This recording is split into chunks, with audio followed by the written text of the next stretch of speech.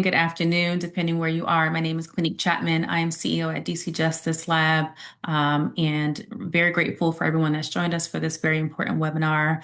Would like to welcome you all on behalf of all of our partners who put this together, especially Georgetown CICS team and others as it relates to Peace for DC.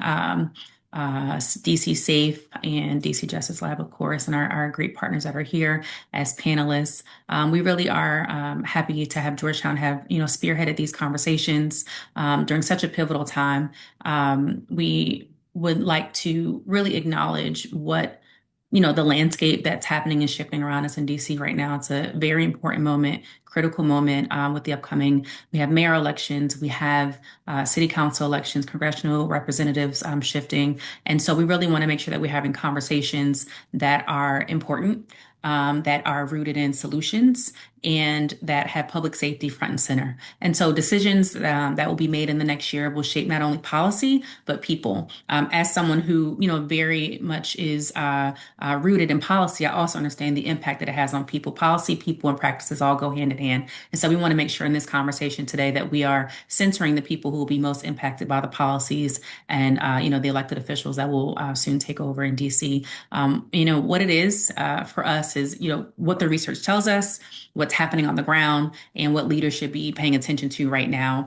This isn't just about ideas. We want to make sure that we, like I said, come in with real strategies and solutions. And so we really hope to invest this time, and thank you all for investing your time to hear what our panelists have to say, bringing everyone together to really talk about practical solutions that are rooted in expertise. And so I am very excited about this conversation because we have a great group to really give us that research, that on the ground experience, that lived experience. And I think we'll definitely walk out of here knowing the path forward as it relates to community violence intervention, specifically within DC. And so I would love to get us started by introducing my amazing panelists.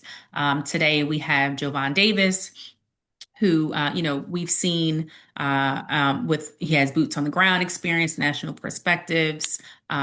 Excuse me, I'm sorry. Boots on the ground experience. He's coming out of Southeast DC. He's dedicated to empowering young adults 18 to 34 in many of the underserved communities that he serves, specifically in the Washington Highlands neighborhood. Rather than building properties, he is also developing people, right? He's developing people by equipping them with skills to overcome challenges and contribute positively to communities. And specifically with his 5 years of experience as the director of operations at the Alliance for Concerned Men, leading the efforts to reduce violence and inspire lasting community change. Thank you, Jovan, for joining us on this call today. And then we are going to Corinne Lewis, who is a violence prevention coordinator at Howard University. A little bias here, that's my alumni, my school, and also professor there with over 20 years of experience in healthcare, crisis intervention, and community safety. Corinne leads multi-agency initiatives across the district using a trauma-informed approach to reduce gun violence and support survivors, while also training professionals on how to actually do this across the public health and justice systems. Her background includes crisis response, healthcare program management, and her work is driven in a deep commitment to healing communities and strengthening systems. Thank you for joining us, Corinne.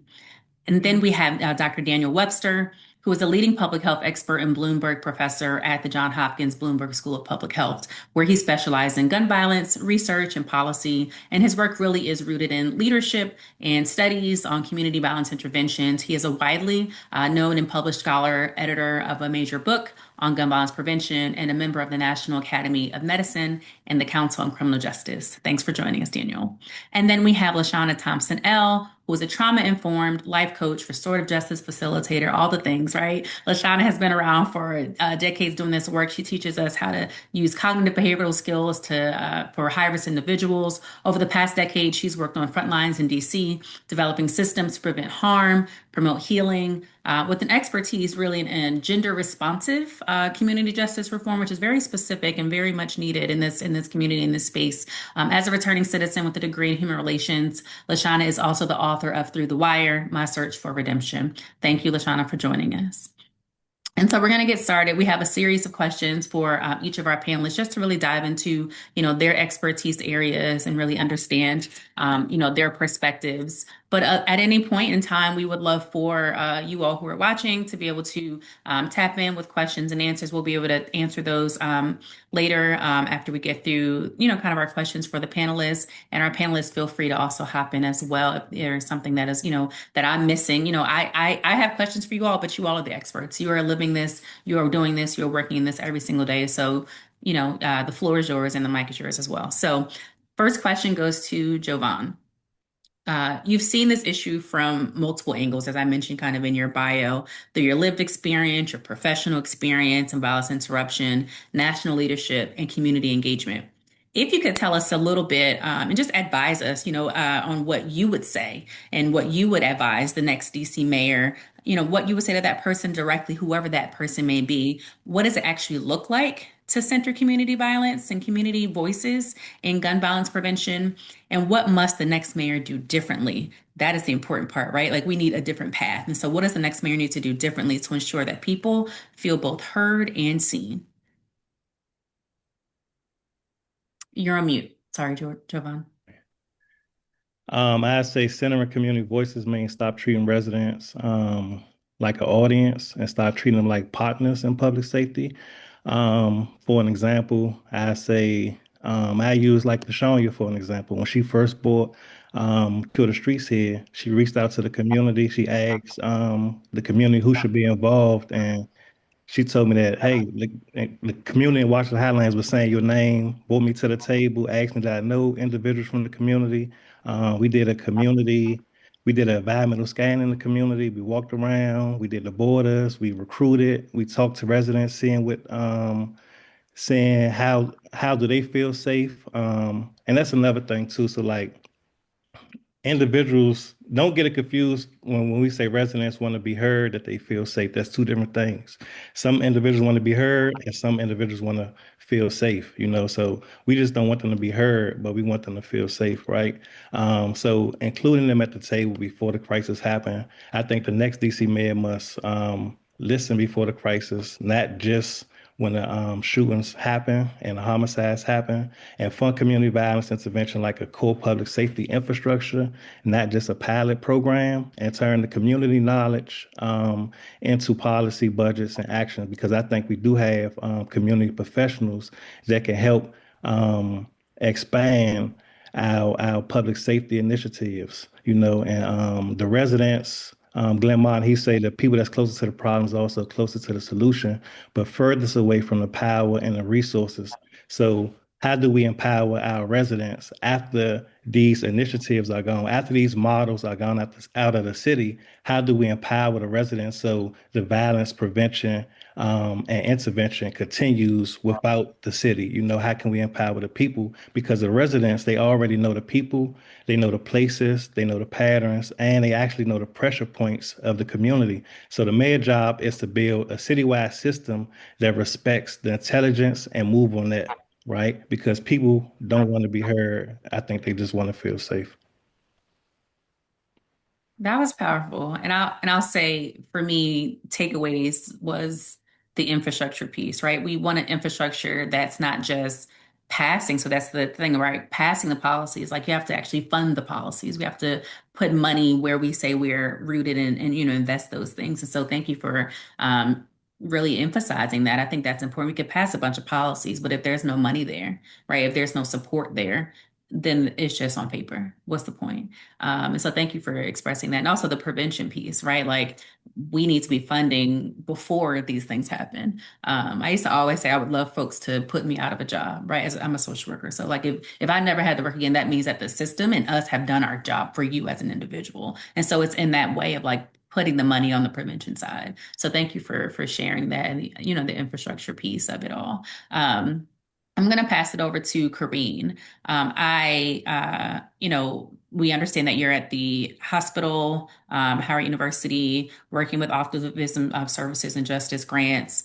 So you work in violence prevention in a hospital-based setting, right? That is unique. That is something that is unique and necessary. But it puts you in a position of helping support people when they're really at their most vulnerable, right? And so when people are down and out, you're seeing them at that point. You're seeing them when, the systems, honestly, when the systems have failed them, you're actually seeing them at your intersection. And so would love to hear, what should DC's next mayor, in your opinion, do to improve the coordination, the communication between community-based and hospital-based violence intervention systems and workers? Well, thank you so much for having me, first and foremost. It's truly an honor to be a part of this conversation. And so I think the very first thing to say is that violence is predictable, right? Therefore, it's preventable. Violence is predictable, therefore, it's preventable. And so I think that one of the things that the incoming mayor should be thinking about is, what this has, shown me is that violence doesn't just start the moment it happens. It doesn't end when the physical wounds are treated, right? And so it's addressed in it's rooted in unaddressed trauma. And so we know that the new talk is DBH, moving funds, since violence is down, or at least that's what they say, we need to be going into the DBH sector. And so, I am a counseling therapist by trade, right? And so when you understand that, being a social worker Clinique, you understand, LaShonda, you understand, Dr. Webster, that Javon, you understand that they're married, right? This unaddressed trauma, these undiagnosed mental illnesses, they're all married. They're cousins. They are aunts and uncles in the same house. And so if you want to get ahead of this violence that we are seeing at bedside, you have got to go and help people address these unaddressed mental illnesses, these unaddressed traumas. You've got to put the money in the places like Javon is talking about. You got to put the money in spaces and places where it's going to actually be, or it will produce actionable outcomes. It will produce intentional work, right? We like to use the word intentional, but when you use that word, right, that is in alignment with intervention, right? I say intentional is aligned with intervention. How can you have one without the other? We need to see people, like Javon is saying, like LaShonda her work is done, like Dr. Webster is in this space. You have to get out ahead of what's going on and not be so reactionary. Like that what I see here at bedside, what my colleagues and I see is the reaction Clinique. We see the reaction of the conversation gone sideways. We see the reaction of you disrespected me. We see the reaction of I've had too much to drink today. I don't even remember what happened to me nor how I got here. So I think that what the next mayor needs to be thinking about is, without giving people, don't give people money, give people jobs, give people a reason to live. We've all heard the story about teaching a man how to fish and he'll feed himself, but if you keep feeding him, he'll keep coming back. Teach these people trades, crafts, things that they can support themselves so that it doesn't end up here in the hospital with some traumatic, life-altering injury that never even had to happen in the first place. Thank you so much. No, thank you. And I appreciate what is clearly passion in your response and in your voice. And it's important to understand that when folks are seeing these things every day, it's impossible not to have the passion. Like you're seeing what happens to one person, though, you're seeing what happens to a generation, right? To generations if not addressed.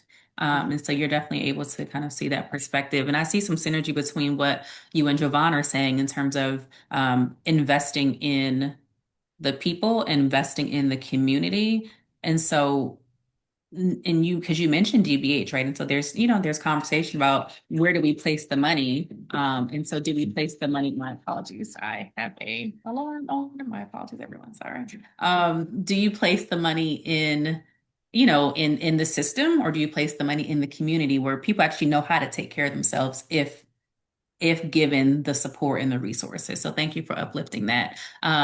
Shifting a little bit to research, Dr. Daniel Webster, I would love to hear your perspectives coming out of Johns Hopkins gun violence and solutions. Like you're studying it, you're in the thick of it as it relates to you're seeing the numbers, the data of what Corrine is seeing in the hospital, right? You're seeing what Javon is seeing in the community. You're seeing that in a different way, a way that allows us to be able to say, okay, this is the big picture. Now, what are the solutions based on the data? And so making research, evidence-driven solutions is something that you're specializing in as an expert in gun violence, as an expert on the research in cities across the country, not just, DC local.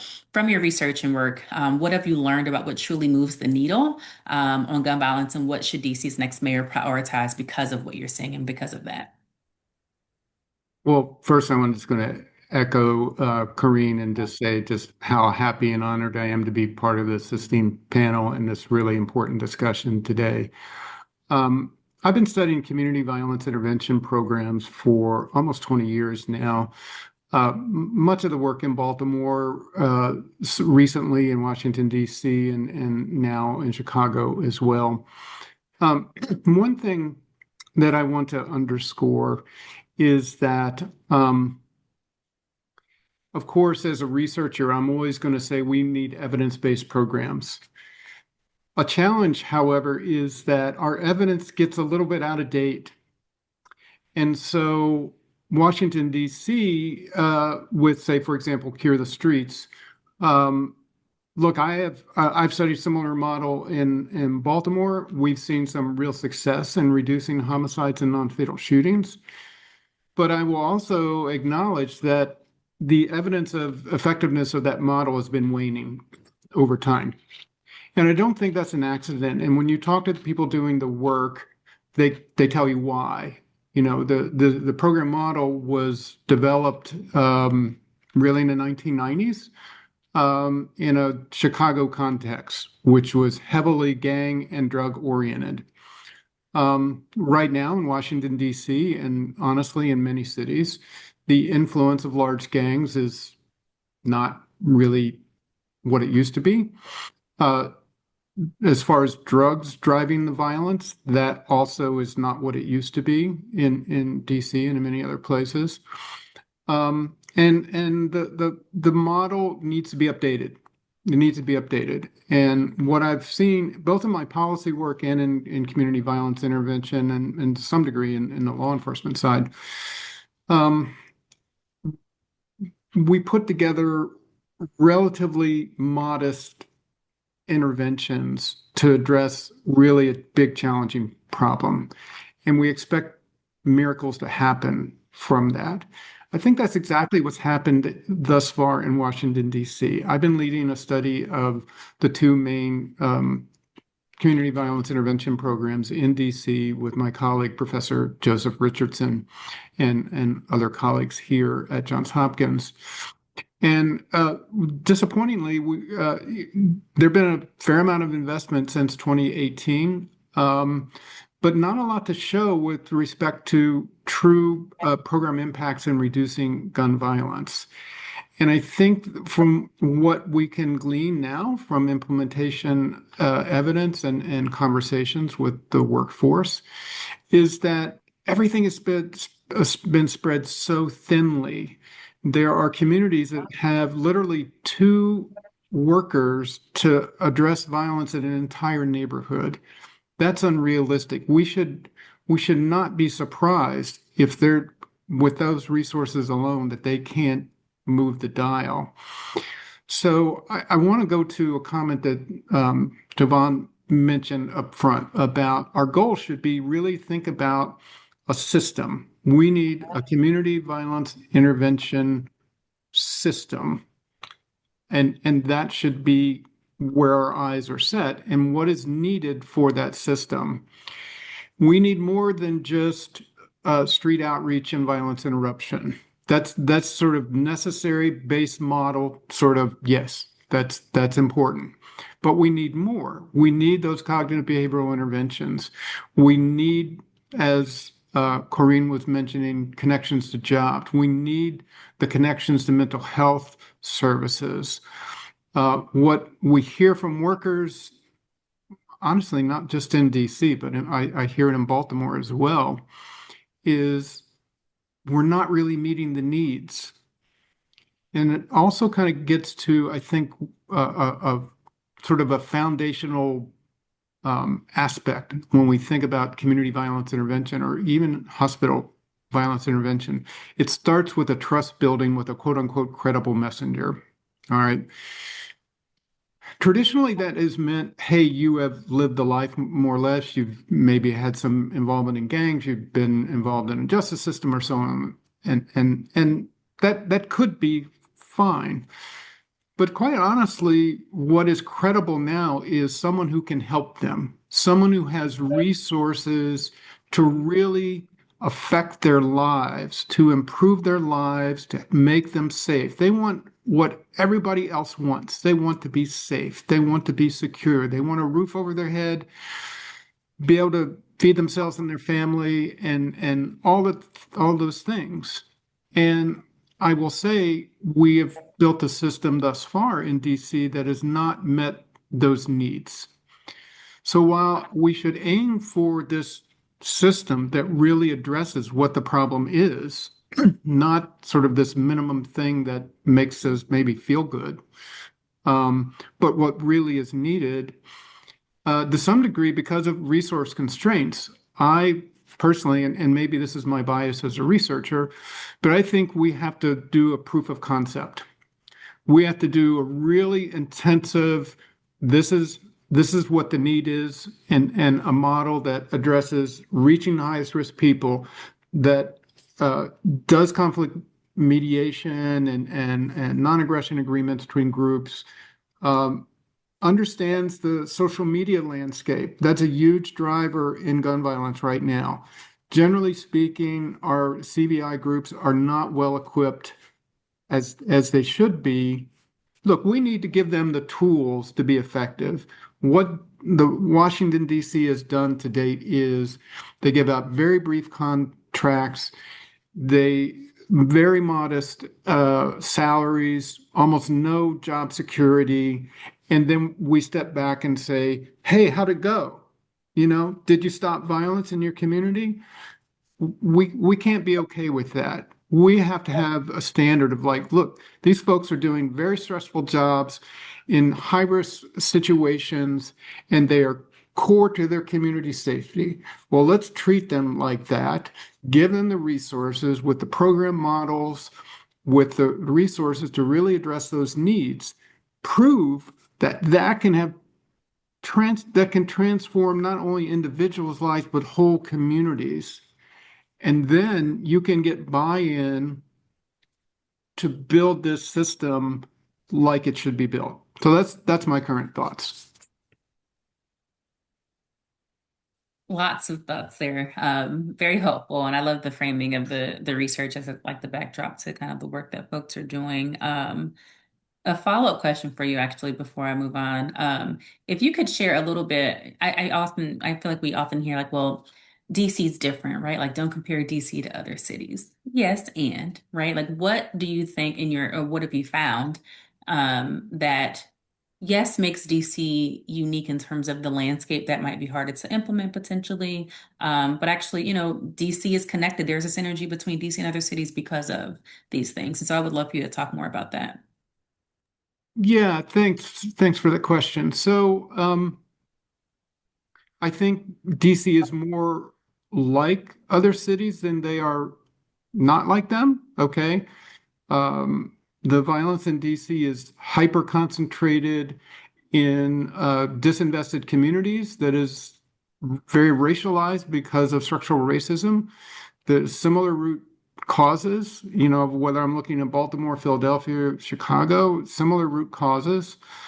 I think some of the unique aspects, and I'll confess, I don't fully understand this one thing I'm going to raise.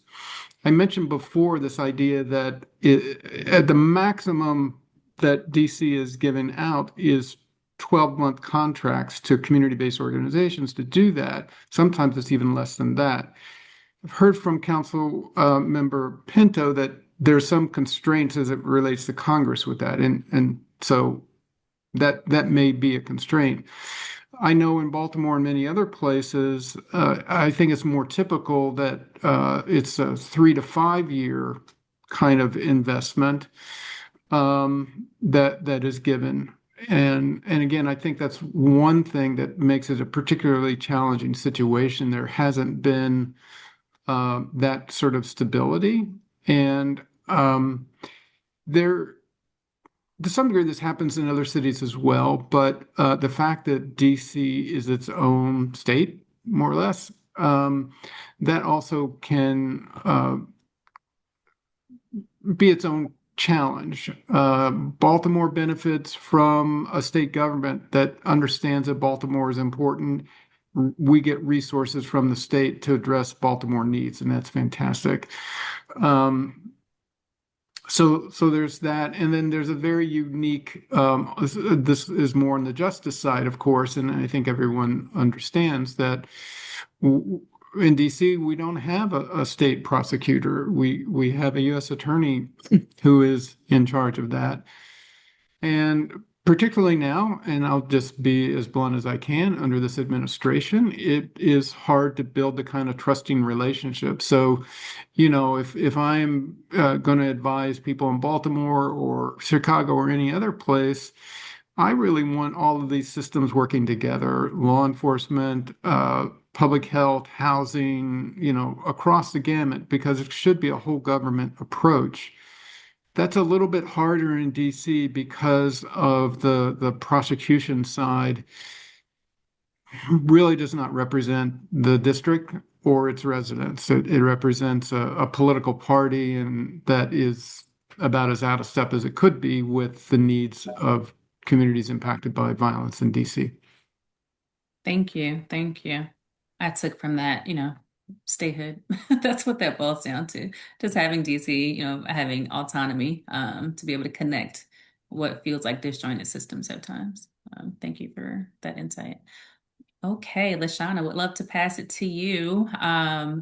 You are a skilled teacher in restorative justice, transformative justice, which I'd actually love for you to start off sharing the difference in the two, because I don't know that that's something that everyone knows. So we'll start there. But with those experiences, you also have cognitive behavioral interventions as something that you work on as well. If you could provide this space with a little bit of an overview of the philosophies, how they complement your CVI work, and on the flip side, what current policies or practices really have devalued the CVI work and ultimately place communities and individuals at greater risk for increased gun violence. So starting off with sharing what, restorative justice and, how you practice it versus transformative justice, and then kind of diving into the actual policies and practices.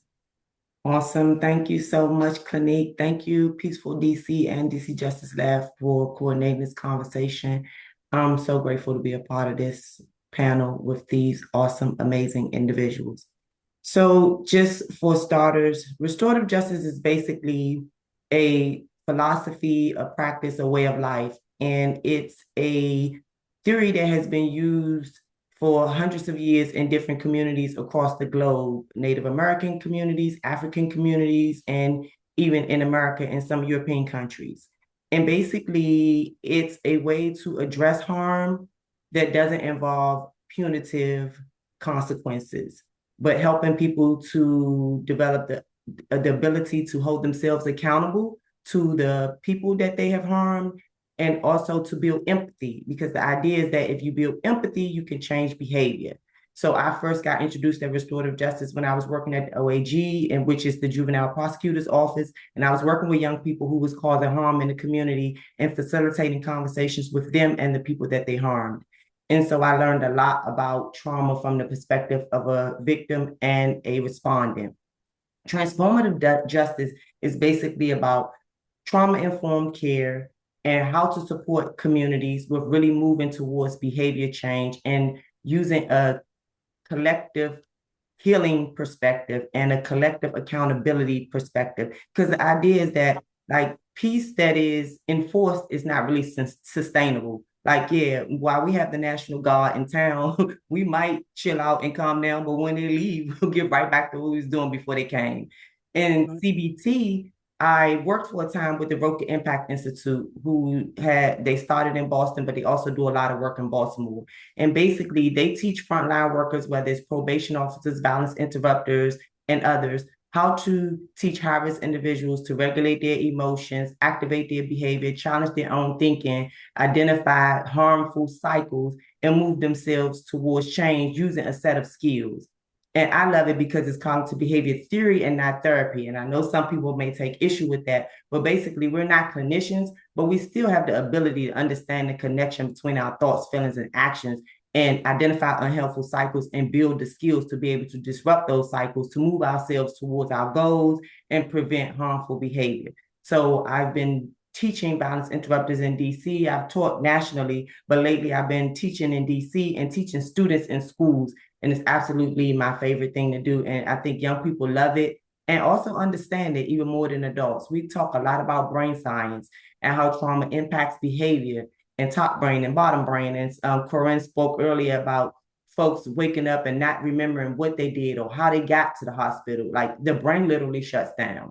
And we have people that are literally not thinking straight when they're in situations where they feel like they're in danger. And it's just so important for us to understand these things. In terms of policies that devalue CVI work, obviously we've said it right, the lack of investment. And for me, it's not just about the lack of investment, but also if you're going to put more money into community violence intervention, also we like support with coordination and coaching and some boots on the ground support from the folks at the top. And so, for example, they're putting more funding in the budget for more beds at DYRS, but they're not investing in prevention. They're cutting DPR programs. They're putting more funding in, or they're putting more legislation around things like curfews, but they're not interested in really developing programs for young people, even though young people have spoken about the fact that this is what they need, this is what they want. They also want to be safe. If that might be a surprise to some people, like young people have expressed, we want to feel safe. We don't want to be intimidated by police. We want to be able to engage and socialize. And they actually have pointed to Baltimore. And some young people have actually said, I would rather be in Baltimore socializing because Baltimore has a greater grip on what's happening in their community. I think the lack of coordination is the biggest thing for me because there's no single office in DC that deals with the issues that young people are facing, that could coordinate the sports leagues, the educators, and like we have a Office of Youth Programs at DOES, we have DHS, CFSA, all of these agencies that work with young people, but we don't have an agency that's responsible for bringing those folks together and serving young people and making sure that we are coordinating our efforts. But yet we understand that it really does take a village. And the ones doesn't necessarily have, the ones office, they don't have a coordinated strategy to deal with violence across the city. They have decided that they are a gun violence intervention agency, which is problematic for me because we know that a lot of our violence stems from retaliation. And even though we don't have gangs in DC, we still have high-risk crews that are affiliated with the neighborhoods that they live in or grew up in, and they have key individuals that influence them to either be involved in gun violence or not. And a lot of the violence that we see is because of retaliation with these groups. And so if you get robbed, there's nobody at the one's office or no community-based organization that can really support you because they deal with gun violence. If you haven't been shot, it's like a non-factor. If you and your mother get jumped, which is happening quite often, if you and your mother get jumped, whether you at rec, at school, or whatever the case may be, there's no recourse, there's no support, there's nobody who you could go to and say, hey, I would like to sit down and have a restorative justice circle with these individuals who cause harm to me and my child because I actually don't want to retaliate. I actually want to try to resolve this matter in another way. There's no place you can go to get this support or get this service. And so I think it's troubling that the one's office has decided that they're not going to deal with stabbings and robberies and fights because these often lead to gun violence. And it's like, yeah, I think we have a good infrastructure in terms of how many violence interrupters we have. We have credible messages and safe passage workers. And this is great, but they are purposely siloed. They do not work together. They don't complete trainings together unless they go into Peaceful DC, and that means that their agency has sent them, but the city is not doing anything to help these individuals work together and coordinate and understand how they could better serve young people and people who are at risk of violence. And so that's some of the biggest issues for me. Yeah, I think I'll stop there. I do want to say, like, in terms of like the idea about like cure violence global is not a cure all. And I appreciate Daniel for his perspective and for sharing that. Like, it's a part of the ecosystem. And I think that's where we went wrong. It's like we fund these programs, and like Daniel said, we sit back and say, oh, it's not working. So let's throw that away and do something else. We need to give it time. I've worked closely with Javon. I've seen him working with high-risk individuals for years to try to get them ready for the change process. By the time they get ready, they're incarcerated, facing numbers. I've seen him facilitate restorative justice conferences with people who have been shot and the person who shot them. And some people can't wrap their mind around the fact that how can you know that somebody has committed this type of crime and not tell the police? Because that's not our job. Our job is to try to heal the harm, repair the relationship, and prevent retaliation, to build empathy so that we can prevent these behaviors from repeating themselves. So I do believe that these programs work, but they only work when you have a serious investment.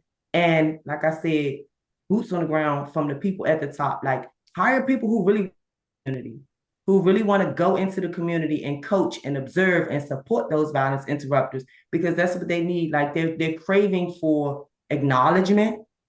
They're craving for that support and that coaching. And it's like everybody just want to be sort of hands off, and that's not helping. I appreciate it. I think everything you said was spot on. And it really did kind of tie in some of everything that everyone's talked about. Something that you said, the word just kept coming to mind for me. And I think I mentioned when I introduced Corinne that I teach at Howard School of Social Work, doing the intersection of social work and criminal justice for a decade now. And one thing that I always tell my students is why, right? Like I need us to get to the why. And they're so annoyed by it sometimes, but they finally get it. I'm like, no, well, why? Well, why? So why? Like, why is DC not in?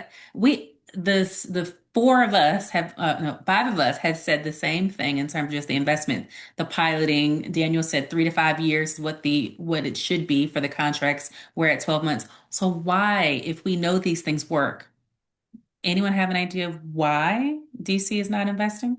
I know it might sound like a magical question, but I say they just don't understand what to invest in, and I think that that's just the biggest problem. Like Dr. Daniel said, a lot of people they get confused about what CVI is, right? And a lot of it's a word that's missing, and it's missing often when people talk about CVI.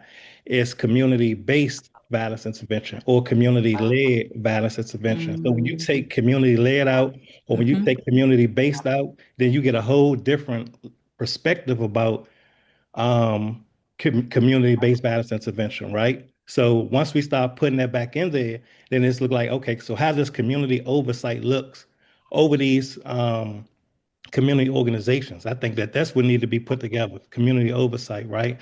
And street intervention outreach is not the savior, it's not the end all be all. Um, it's critical, but it's not the whole CVI model. It's not the whole community-based violence intervention model. CVI is an ecosystem, and it includes intervention, outreach, prevention, case management, victim service, trauma response, behavioral health, schools, reentry support, hospitals, workforce development. And workforce development is cool, but what's missing is the job placement. So I like to say workforce development and job placement, right? And we have to put the faith leaders back in there too, because that's what's missing. Like a lot of faith leaders don't even open the church to the community anymore for community events. So I think that that's one thing that's also missing is bringing and incorporating the faith leaders and the church back into our community. Every time I see a presentation, and even when I did a presentation one time, I recognized that the faith leaders was the last people to be included in the ecosystem. How come they isn't first? So I definitely always want to include them first now. but and have a data system that the people that's from our community that they can use, because we know that our community they not proficient when it comes to computers and data, whatever the case is. But I think the biggest part is the coordinated city leadership, and I think that that's where they dropped the ball, right? And the mistake many cities make is funding just one piece. So like a city, they fund street intervention outreach, but that's just one piece, but they still call it CVI. And the real CVI, it works before incident happen. What do you do during the incident? And then after the incident, and how do you recover and stabilize the community after? So, and connect family to the resources, the support systems, and the changes that the conditions to keep them producing violence and change where they think and receive the information. So I always say, like, it's not the resources, it's the resourcefulness. Like people not taking advantage of the resources. So, like I say, like if the next mayor can just invest, not just in a program. They have to build, fund, and coordinate like a full ecosystem and keep it community centered and also community led or community based. Like, let's just keep that in mind. So it's community based violence intervention and it's not just community violence intervention. Thank you so much. Community violence prevention, restorative justice, all rooted in community, indigenous practices well before government was ever a thing. And so having the government now oversee those things is potentially, puts us at tension with what it should be. Thank you for that, Jovan. Dr. Daniel and then Kareem. Yeah, I want to really again echo something that Jovan was just centering, which is the importance of the community here. I would really love to see some sort of community, I don't know if you want to say a community accountability council or something like that. The the governor's office in Maryland that funds public community safety initiatives, at least one of their programs, I know they use that kind of model. So now in the district, a particular community-based organization gets a grant or contract to do this work, and maybe there's some paperwork or some information between the mayor's office and that particular organization. But where's the rest of the community there to make sure that the organizations getting the money are really on the mark and getting what they need to be successful? Because there's always going to be a distance between, somebody in a mayor's office and the communities where this work needs to get done. And I would love to see that kind of thing so that there is more buy-in and engagement in the community as opposed to, hey, so-and-so organization got some money, yay, or whatever. It would, I think it would really strengthen these programs to have something that is more localized, that the organizations answer not just to the district government, they answer to their own community. You know what I mean? So anyway, I just wanted to underscore that point. And it'll increase trust. It'll increase trust in the system. Let's be frank. Right now, there's a crisis of trust in this. Mm-hmm. It's sad, breaks my heart, but we have to acknowledge that. So how do you gain back that trust? I think this is one mechanism for doing that, is to have some sort of community accountability council, call them whatever you want. So anyway, yeah. Thank you. That's a great idea, Kareem.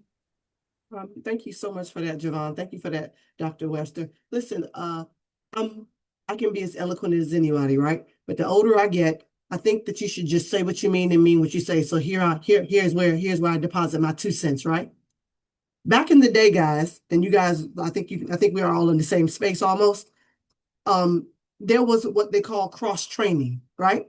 Like I knew how to do what you know how to do, and you know how to do what I know how to do, right? And so maybe that doesn't mean in every area that we do our perspective work in, but at least I'm able to understand what you've got going on. And you're able to understand what I've got going on. What do I mean by that? So let's just say hypothetically, we have a patient and we have a certain amount of resources and resourcefulness, Javon, that we are able to offer that patient. Well, I'll call up the ones who has something to offer. I'll give a call to FSS. I may even reach out to LaShawna's, agency or what have you. But we're all working together to help this patient achieve success.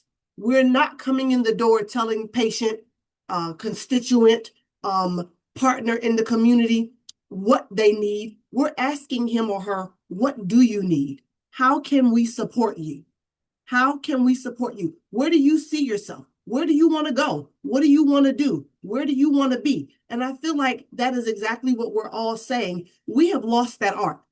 Like Javon has said, like LaShawn said, that everybody is in their own silo. When I started doing this work 4 years ago, Clinique, I heard people say all the time, oh, they're not gonna, like, your agency is only supposed to treat this thing or that thing with the patient. Like, you can't offer these kinds of services because this agency has it, and this agency over here does this part, and that agency over there does this part. And I used to be frustrated out of my mind saying, everybody talks about how DC is so rich in resources, but when it's time to apply the resourcefulness, Javon, where is everybody? Where are they? Where are they? You can't find anybody who has anything. Call me back, reach back out to me. And how does that help these constituents? How does that help these community members? How? I think it's absolutely correct with LaShawn. Everybody is in their own silo because that's intentional. It's intentional. I give you money for this. You go over there and you do this quietly. I give you money for that. You go over there and you do that quietly. And when I need you, when I call you, you come and answer me. Besides, we got a show to put on. We're appearing before our board of committee. We're appearing before, some community members, and we need you to talk about all the good things that we've done together. Yeah. Right. That's how we make changes, by, like Dr. Webster has said, cutting that out. We need a board. We need a body that everybody answers to, including community members. But see, no one wants to be shouted at a community meeting, right? No one wants to be talked about how you came and when you were canvassing for the job, you came to my door and you sat on my sofa. But since you've taken the position, we can't find it. No one wants to hear that. Because we're doing great work, right? We have numbers to back up what we're doing. We have data to produce to show you the production of our work. No, we need a board. We need a board, Daniel. We need a board so everybody can buy in, everybody can pitch in. So guess what? When your flaws show up, it isn't to tear you up, Clinique. It isn't to destroy you. It isn't to take away your money. It is to partner with you. How do we do it better? How do we do it different? What changes do we need to make? That's what it's for. That passion. I appreciate it. I'm also a fan of, just say the thing, because that's how solutions happen and things get fixed by just saying and naming it. So I appreciate you naming those things, Karine, and everyone else that has answered so far.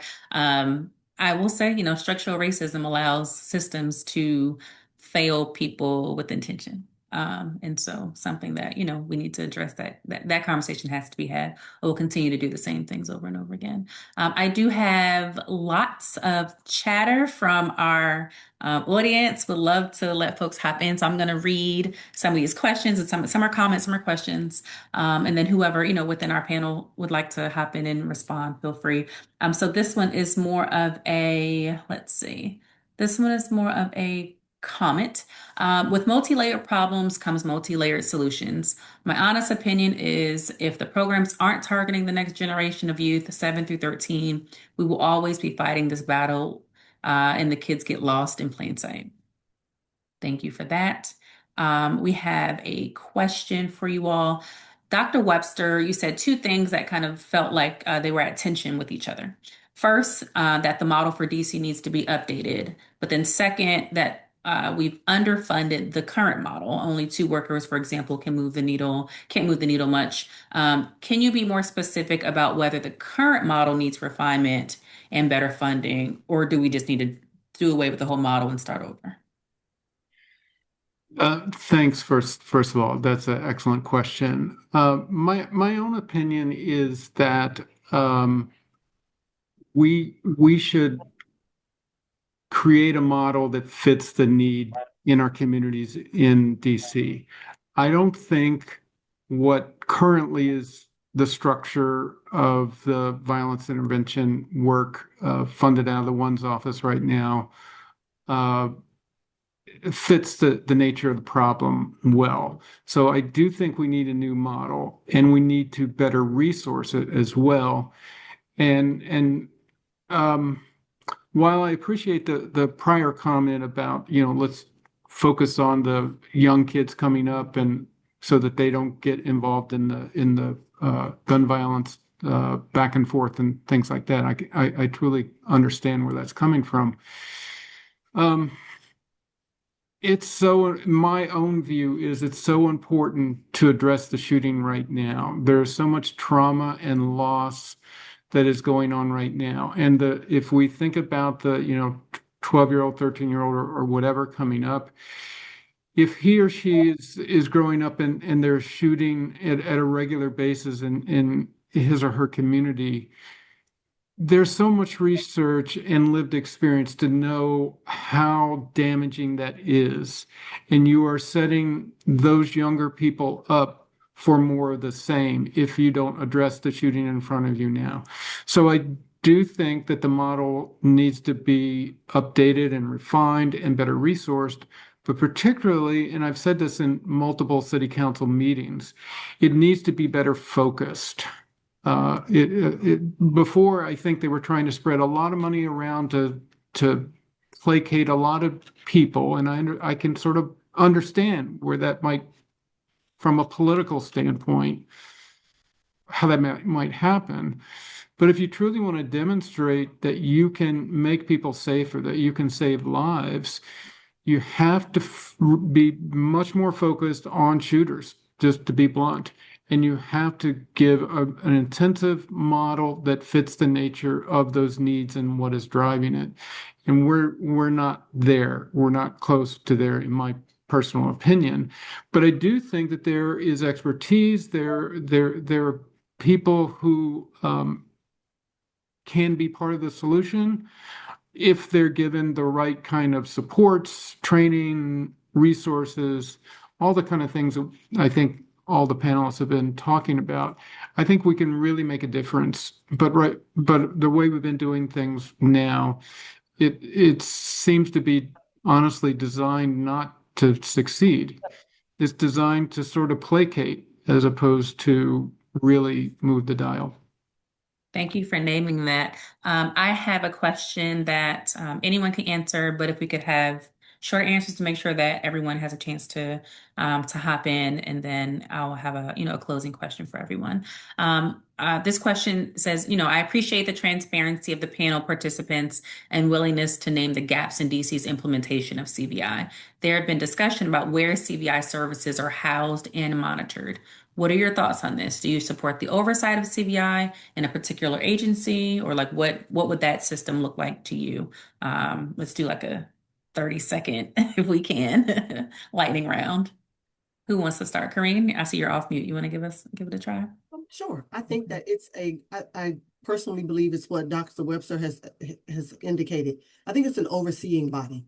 And the point of overseeing an overseeing body, Clinique, is so that it doesn't sit with just one space. We have multiple people from multiple agencies who obviously have a vetted interest in their agency, but they bring those concerns to this body, and together we can hash it out, right? So it doesn't benefit just one side or the other, a group of people who come together to discuss what that looks like. Thank you. Very succinct. Who's next? Anyone else want to? Can you hear me, Clinique? I can. Okay, I'd like to go next. I Okay. just want to say that when the CURE program, it's saying my internet is unstable, so let me know if I go out. You're good for now. When the CURE program started, it was basically, to be frank, because the one's office was dragging their feet with opening. And so the attorney general at the time, Carl Racine, started the CURE program, and he really, really wanted that program to be at the one's office, but it was just taking too long. So he started at the OAG, and now it has been moved to the one's office. And what I'm hearing from frontline workers is that they're happy with being under the one's office. They have some, issues. No, it's not perfect. I think we have a long way to go, but I do believe that all violence intervention and prevention work should be at the one's office. But I don't think they should be just focusing on gun violence. And I don't think they should be just focusing on 18 to 35-year-olds when we know that high-risk individuals are getting younger and younger every year. I think they should have aspects where they're focusing on everything Javon described earlier. I don't want to be repetitive, but I believe that agency should be doing it, and they should be doing it right. Thank you. I'll just agree with Lashana there. I think it should be in the one's office. I do think that this is very much it needs to be in a mayor's office. The mayor needs to own this. And the one's office should, and maybe this gets to Corrine's point, which is to be effective, you need buy-in across city agencies.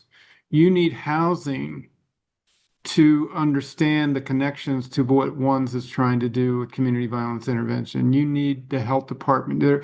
So there needs to be a structure for solving this problem that's just not, oh, that's somebody else's job.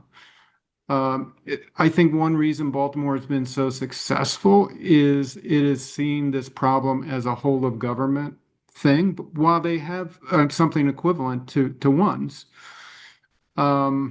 actually with basically the same name.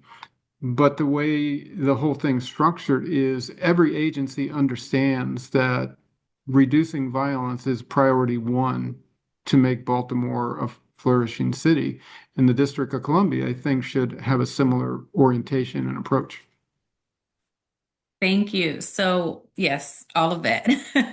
I am going to before allowing you all to close us out, I want to make sure that I get this information in. There are so many questions in the chat. There are so many comments.